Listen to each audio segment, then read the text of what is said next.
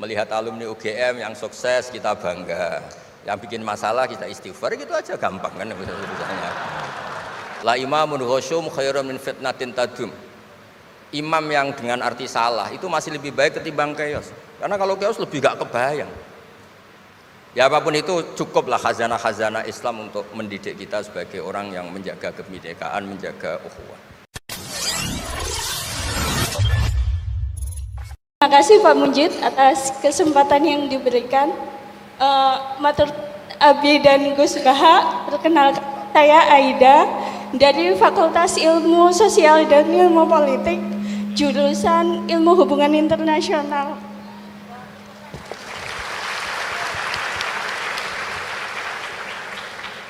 Tadi saya tertarik sekali dengan pemaparan Abi tentang merawat ukhuwah kebangsaan saat ini. Kula jadi ingat Al-Anbiya 107. Bismillahirrahmanirrahim. Wa ma arsalnaka illa rahmatan lil alamin. Mohon tips saking Abi dan Gus Baha, gimana kami mahasiswa yang masih keroco mumet dan sering hilang kendali saat menghadapi teman-teman yang ngeyel dan tidak bisa didebat untuk tetap merawat ukhuwah dan tidak kehilangan kepala, setidaknya ngoten. Matur suwun, mohon dijawab masing-masing Abi dan Gus Baha. Mungkin nanti ada tambahan juga dari Prof. Ova, inggih monggo. Terima kasih. Wassalamualaikum warahmatullahi wabarakatuh. Waalaikumsalam warahmatullahi. Aida dari Hubungan Internasional. Ya, yang atas depan silakan sebutkan namanya dan dari prodi, dari fakultas mana.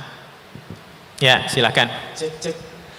Terima kasih atas kesempatannya, sangat luar biasa sekali. Baik, perkenalkan nama saya Aji, saya adalah mahasiswa Departemen Politik dan Pemerintahan Angkatan 2023. Langsung saja, pertanyaan saya simpel. Menjaga ukhuwah ini kan pastinya erat dengan kaitannya di level mikro kita atau level paling bawah. Nah, bagaimana sih, mungkin saya ingin bertanya kepada Gus Baha, kira-kira kalau misalnya kita ada slack dengan teman kita, karena kita memiliki ego yang tinggi, dua-duanya ini sama-sama memiliki ego yang tinggi. Mungkin ini tadi nyambung juga dengan pertanyaan mbaknya tadi. Jadi tipsnya bagaimana ya Gus ya? Kalau misalnya kita tadi bertengkar dengan teman, kemudian kita sama-sama punya ego yang tinggi, akhirnya kita tidak ngomong beberapa hari, dan apakah ada cara lain selain kita menurunkan ego, dan bagaimana caranya biar kita bisa kembali lagi menyambung silaturahmi yang putus tadi. Begitu saja Gus pertanyaannya. Terima kasih atas kesempatannya.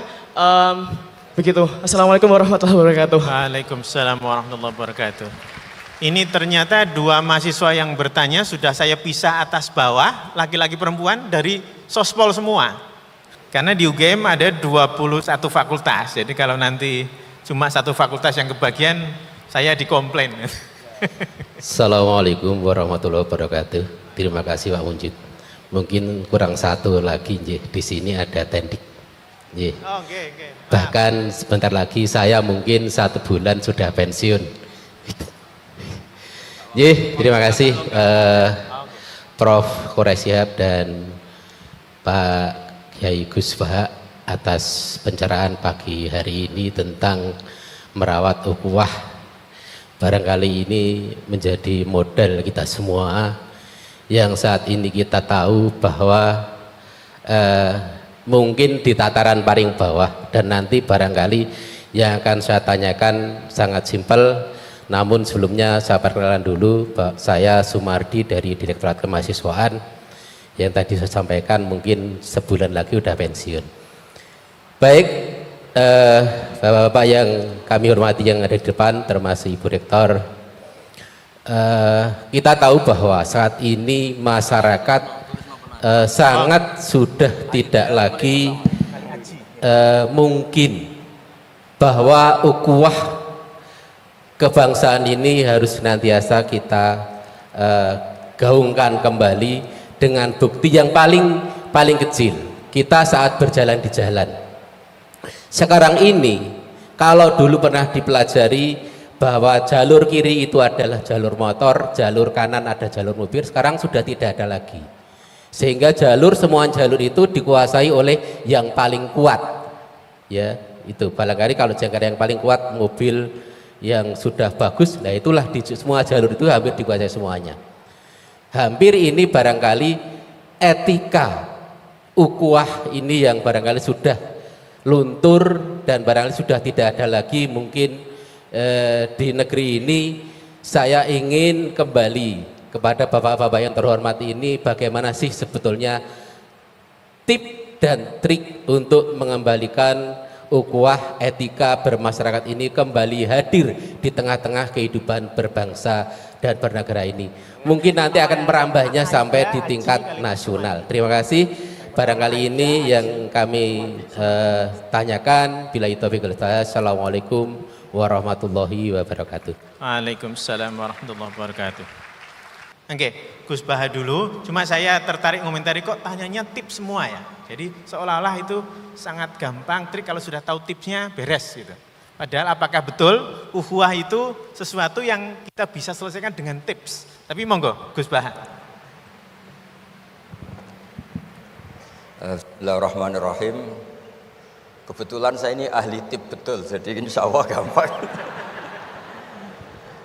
Saya tadi tersanjung lah dipuji Pak Munjid, katanya saya ini orang yang gampang saja menangani macam-macam. Memang faktanya gampang, dunia ini tidak ada yang susah. Yang susah itu tadi kata Abi Quraisy, hati kamu dikelola nggak apa-apa, gampang. Saya beri contoh begini, ada seorang kiai Abi Quraisy itu khusyuk betul, nggak mau berkawan sama perempuan cantik, katanya takut biologisnya kumat, takut sawahnya kumat. Kalau berteman orang jelek kan nggak apa-apa, Gus, nggak minat, apalagi orangnya merongos, kukulan banyak katanya.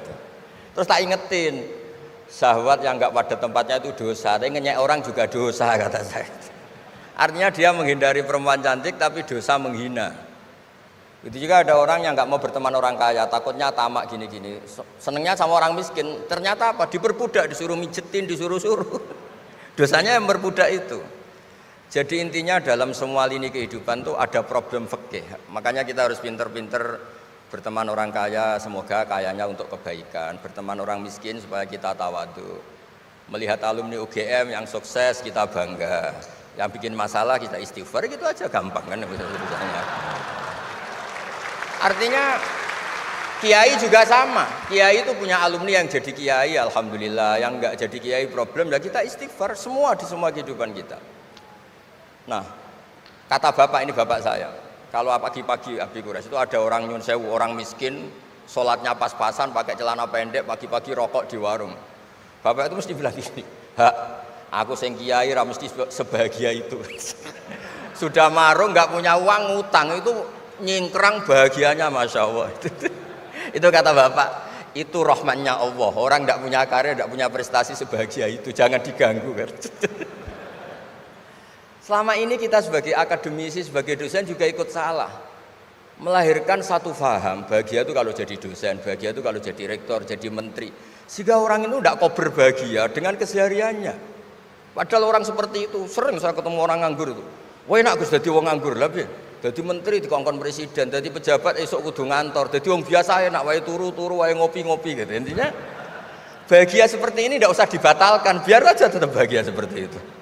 Karena kalau kamu jadi dosen, nyanyi Anda di UGM juga kamu nggak mau. Jadi itu penting, ngelola kebahagiaan itu penting. Jadi ini Mbak Aida, Mbak Aji, semuanya harus dilatih lah, bahagia itu dilatih. Syukur-syukur model wali ya, terus sujud, terus sungkem di Allah. Kalau nggak model wali ya dilatih yang gampang-gampang. Saya teringat konflik itu dimulai dari tersinggung. Saya ulang lagi, konflik itu dimulai dari tersinggung. Saya punya sekian khazanah tentang ngelola tersinggung. Saya berkali-kali cerita itu. Suatu saat Imam Syafi'i didatangi orang, cium tangan, terus hormat. Setelah itu orangnya menghujat. Dilaporkan sama santrinya, itu orang yang tadi nyium engkau, di luar menghujat engkau, menghina engkau. Imam Syafi'i tertawa-tawa, baguslah saya wibawa, di depan saya agak berani. Enteng saja, dianggap enteng saja. Enggak kok, wah itu khianat, itu munafik, enggak. Alhamdulillah saya wibawa, buktinya di depan saya tidak berani. Nah, ini tip Bu Rektor, kalau ada yang ngerasa ini jenengan di luar, alhamdulillah di depan saya tidak berani. Jadi enteng saja. Diceritain lagi, orang separuh dari kampung ini nggak suka jenengan Imam Syafi'i karena engkau terlalu ngendikan hak. Baguslah, kalau nggak suka saya berarti nggak ngutang saya. Yang masalah tuh yang suka-suka itu bisik-bisik minta-minta. Jadi dianggap enteng saja. Kalau Anda sudah bisa ngelola konflik seperti itu, ringan saja. Ada lagi ulama disuruh ke tetangganya. Setelah datang ke rumahnya, irji falah hajata libik. Sudah kamu kembali, saya tidak butuh kamu. Setelah sampai rumah dipanggil lagi, ya saya jadi butuh kamu, silahkan ke rumah. Datang lagi sampai 3 kali. Dan setiap dari 3 itu ulama tadi senyum, senang, puas sekali.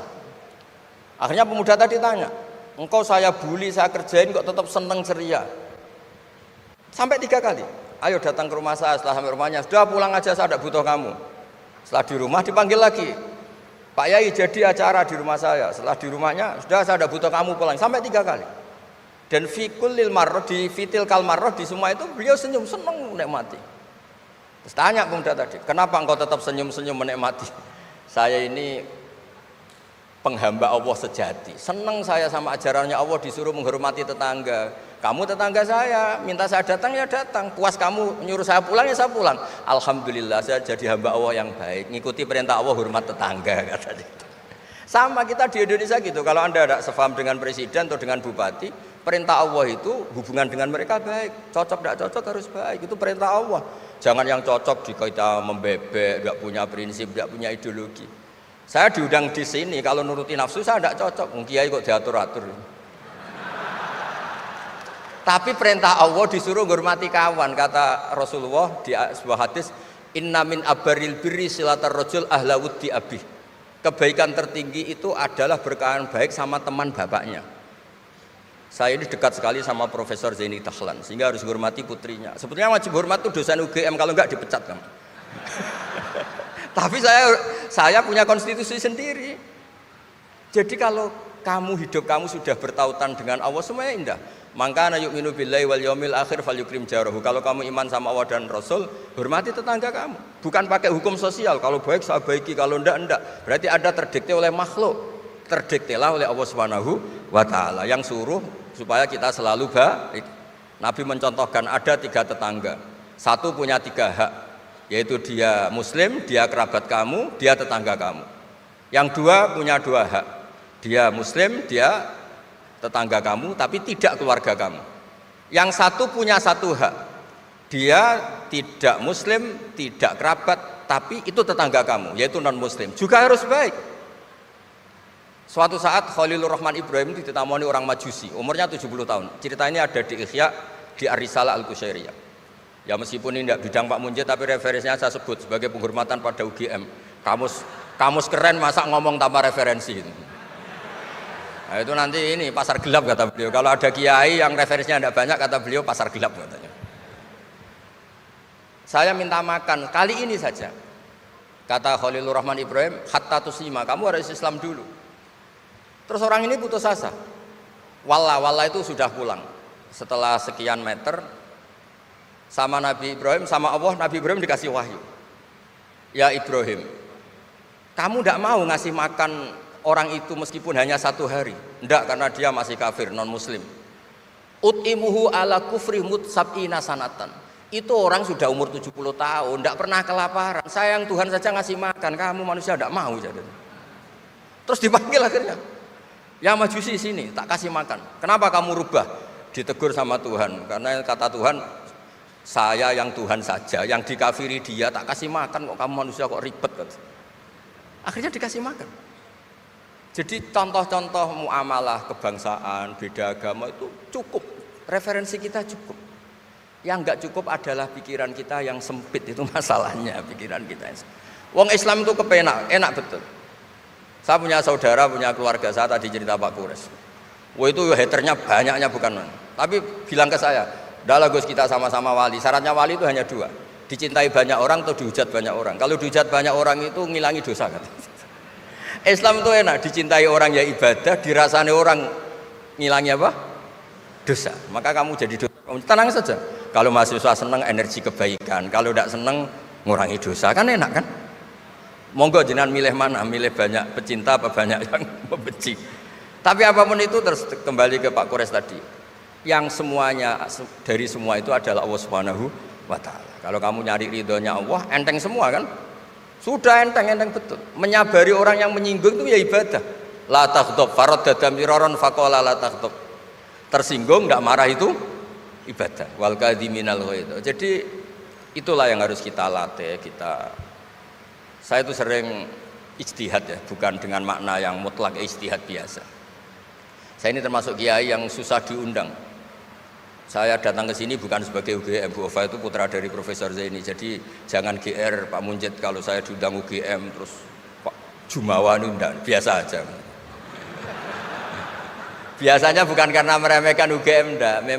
Memang ada aturannya. Kiai itu kan ya jaga hatinya. Jangan-jangan diundang UGM mari takabur. Kan ya kita mikir. Kalau nggak mau jangan-jangan takabur, diundang kok nggak mau kan ya mikir. Ini cerita Pak Kures, ini kisah nyata. Saya tuh pernah diterima kasih kiai kecil. Gus matur nuwun Gus jenengan nggak datangan. Oh iya. Kalau di dunia kiai itu kiai kecil kan diundang acara-acara kecil. Ya kira-kira salam tampil erong atau sewu lah kira-kira gitu. Gara-gara saya tidak datang dia lakon itu ya lakon dia yang disalami template, yang dicium. Oh itu kalau jenengan datang saya mahjub, saya itu gak kanggo gitu. Jadi dianggap uang 200.000 itu dari saya. Ternyata menghadiri acara kecil itu tidak solusi juga. Kalau kita kiai besar datang ke acara kecil, ini namanya menghentikan rezekinya yang kecil. Itu ibarat toko besar dekat kelontong kecil gitu. Tapi kalau tidak datang, sombong betul setelah kiai besar diundang yang kecil gak mau. Nah itu namanya istihad. Istihad itu satu pemikiran yang tadi yang diceritakan Mas Haji tadi. Mau tidak mau kita secara sosial itu berdebat. Sebaiknya kita ini merakyat apa enggak? Kalau merakyat dengan tema-tema rakyat, urusannya makan, mungkin kita tidak jadi negara maju. Tapi kalau terlalu tema-tema besar, jangan-jangan lupa ngasih makan. Ya sudah, itu istihad. Ini yang terakhir saya cerita perbedaan pendapat. Dulu Al Haris Al Muhasibi itu pernah punya ide. Ini temannya Imam Ahmad, temannya Imam Syafi'i. Ya Imam Ahmad saya mau ngarang buku tentang menolak faham-faham Mu'tazilah, faham-faham yang nggak benar. Menurut Anda gimana? Jawabannya lucu. Jangan katanya. Kenapa?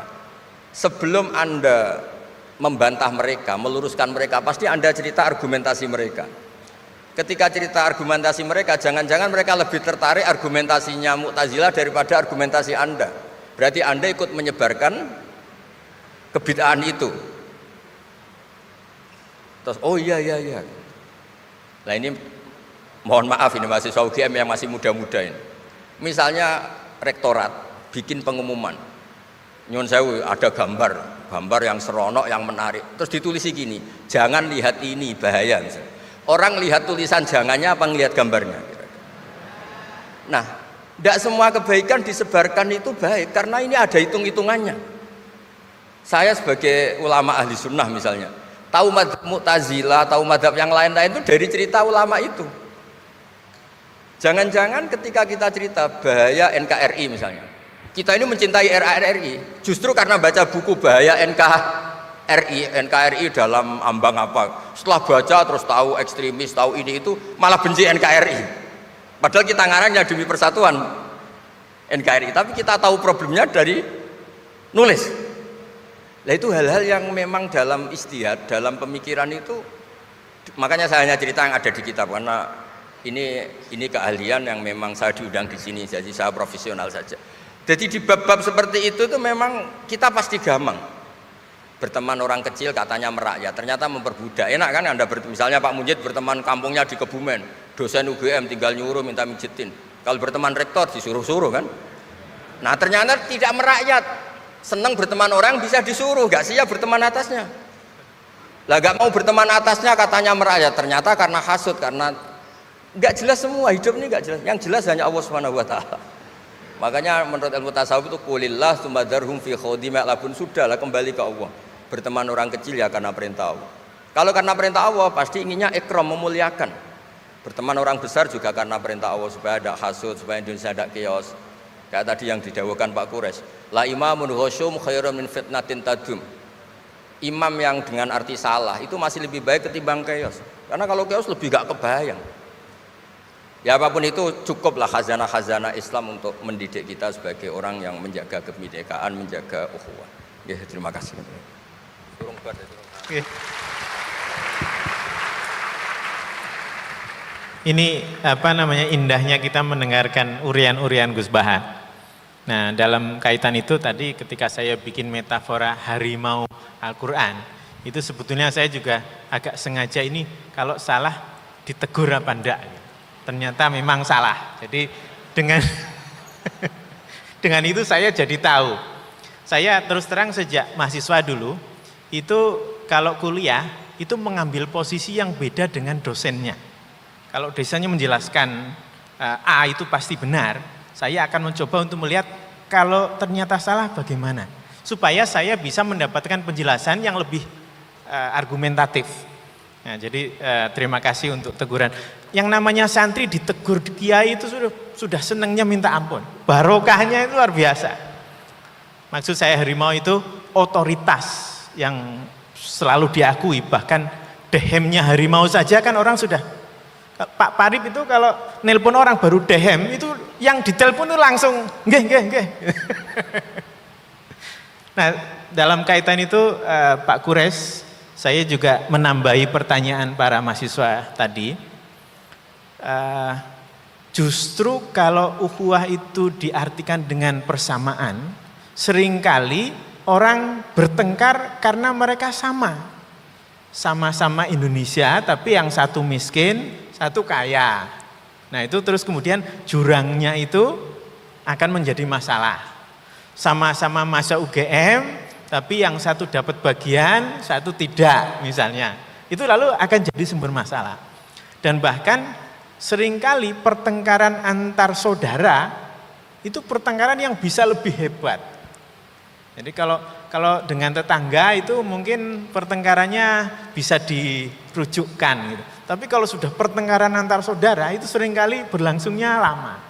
Nah, ini kira-kira bagaimana menjelaskan supaya kita bisa merawat ukhuwah justru karena kita persamaan, tapi seringkali kita dengan persamaan itu punya perbedaan yang tajam.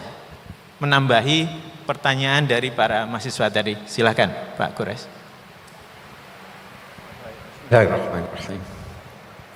Diskusi. Ada syarat-syarat yang harus dipenuhi sebelum kita berdiskusi dengan pihak lain. Yang pertama, masing-masing ingin mendapatkan kebenaran, bukan kemenangan. Kalau Anda masuk diskusi mau cari menang, itu tidak berakhir. Mencari kebenaran. Karena kita ingin mencari kebenaran, maka siapapun yang menemukannya dan menyampaikannya kepada kita, pasti kita akan terima dengan legowo. Itu satu. Saya kembali lagi nanti. Yang kedua, karena Anda ingin mencari kebenaran, jangan lagi berdiskusi menyangkut kebenaran yang Anda sudah yakini menghadapi orang yang telah meyakini kebenaran yang lain yang berbeda dengan Anda. Itu tidak akan ketemu itu. Kalau dalam agama, jangan berdiskusi tentang akidah. Akidah itu keyakinan. Agama lain punya akidahnya. Mau diskusi? Tidak. Kalau mau cari kebenaran, oke. Itu satu. Ada nasihat singkat Imam Syafi'i. Beliau berkata, saya tidak berdiskusi dengan seseorang kecuali saya tidak peduli siapa yang mengemukakan kebenaran itu. Apakah dia atau saya. Dan beliau lanjutkan, jangan berdiskusi dengan siapapun yang Anda dapat kalahkan argumentasinya, tapi tidak dapat kalahkan kepala batunya. Ya, kepala batu. Tidak mau ini, tidak usah diskusi. Habis waktu Anda. Jadi saya kira itu pilih-pilihlah. Kita diskusi, cari kebenaran dan sebagainya. Itu satu yang saya ingin kemukakan dalam konteks ini. Iya.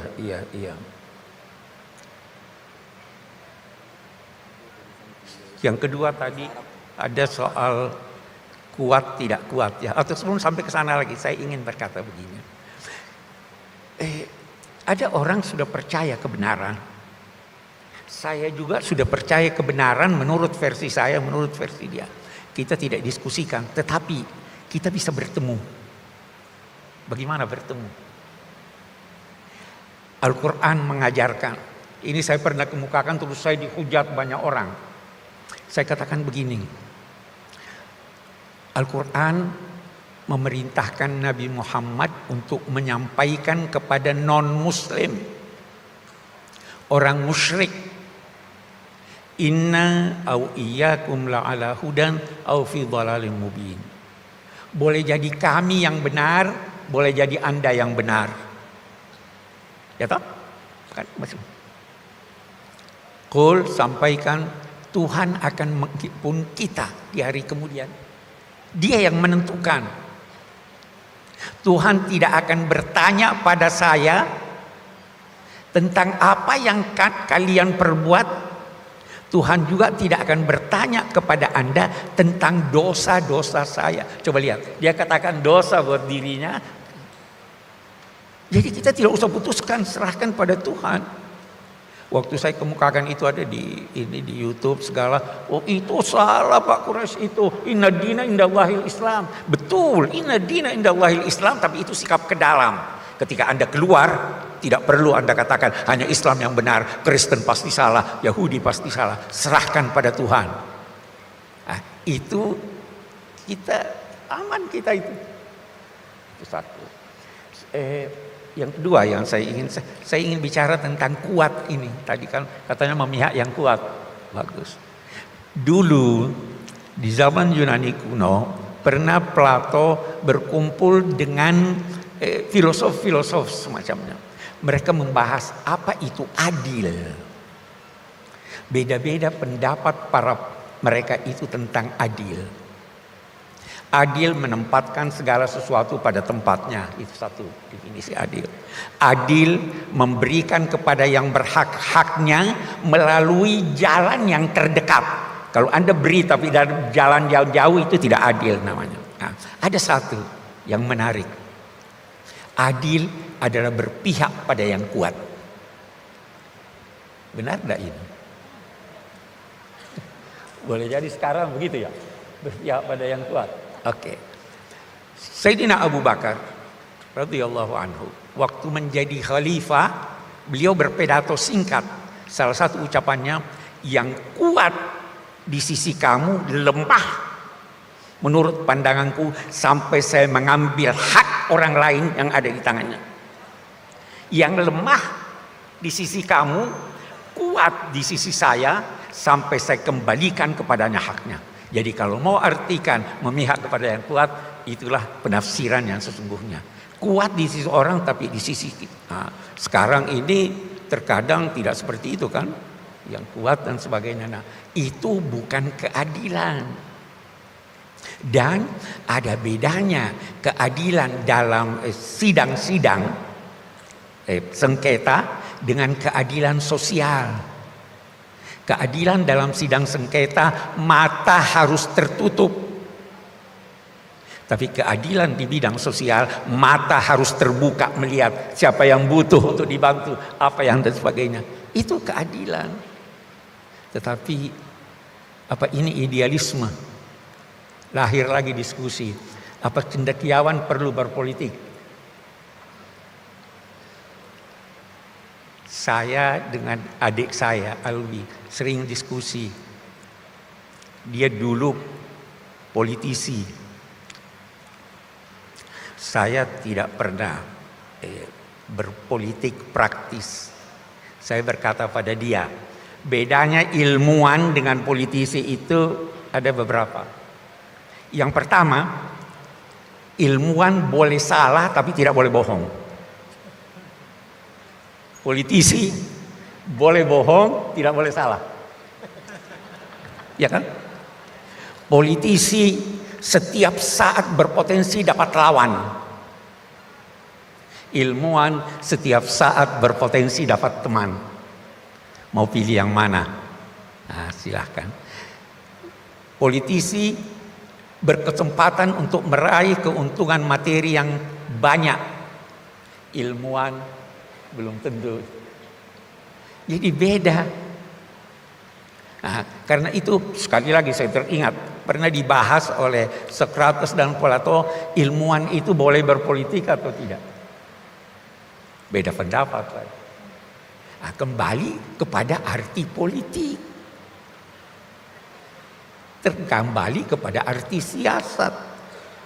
Kalau siasat, karena itu dalam disiplin ilmu agama Islam, ilmu yang membahas tentang politik itu dinamai siasah syar'iyah, politik keagamaan, karena ada politik yang tidak direstui oleh agama sehingga itu tidak dibahas. Politik keagamaan, siasah syar'iyah. Yang terakhir yang saya ingin jawab soal ini saya kira fungsi kita sebagai ilmuwan. Perubahan tidak mungkin terjadi kalau hanya penguasanya yang berubah. Pengalaman kita begitu. Perubahan hanya terjadi menurut Al-Quran kalau apa yang dalam pikiran dan hati berubah. Innallaha la yughayyiru ma biqaumin hatta yughayyiru ma bi anfusihim. Allah tidak mengubah keadaan suatu masyarakat sampai mereka mengubah apa yang ada dalam dirinya. Allah mengubah yang di luar. Tapi perubahan yang di luar itu lahir dari perubahan apa yang ada dalam diri manusia. Apa yang ada dalam diri manusia itu nilai-nilai yang dia anut. Kalau nilainya tidak berubah masyarakat. Masih nilai ekonomi yang kita mau bahas dengan cara-cara yang tidak dibenarkan, tidak berubah masyarakat kita. Masih nilai lama yang sudah ketinggalan mau dipertahankan, tidak berubah masyarakat kita. Itu ada di dalam diri. Tekad yang kuat. Kalau Anda tidak punya tekad, tidak berubah. Mungkin kalau Anda menilai bahwa kita ini sudah berapa kali ganti dari Orde Lama ke Orde Baru, ke reformasi dan belum juga terasa perubahan itu, masalahnya karena kita tidak berubah. Dari ini peranan perguruan tinggi, peranan ilmuwan, peranan mahasiswa, tularkan kebaikan itu kepada orang lain. Mulai dari seorang diri. Tidak usah muluk-muluk mau mulai. Salurkan arus kebaikan itu kepada orang lain, kepada teman Anda. Nabi-nabi itu mulai dari satu orang. Tidak usah dulu bercita-cita. Mari kita, tetangga kita, saudara kita, mari kita berubah nilai-nilai itu. Itu akan terjadi perubahan. Tidak, tanpa itu beginilah keadaan bangsa-bangsa, beginilah keadaan umat. Itu saya kira jawaban yang dapat saya berikan. Terima kasih. Terima kasih Pak Gores Shihab.